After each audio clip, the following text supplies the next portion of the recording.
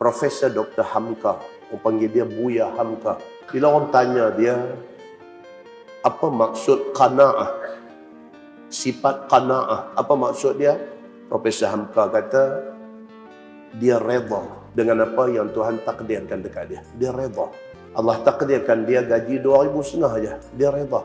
Allah takdirkan dekat dia gaji 3,000, 5,000, dia redha. Dengan gaji yang Allah bagi kat dia, tidak membuatkan dia jadi huru-hara dalam rumah tangga. Tidak membuatkan dia jadi sampai nak pergi cari duit rasuah. Dia redha dengan apa yang Allah bagi. Itu orang ada sifat qanaah. Dan dia minta kepada Allah Subhanahu wa ta'ala apa yang patut. Profesor Hamka kata, kalau dia minta doa kepada Allah, dia minta apa yang patut dengan dia. Dia tak minta, dan dia tidak tertipu dengan dunia. Itu kata Profesor Hamka.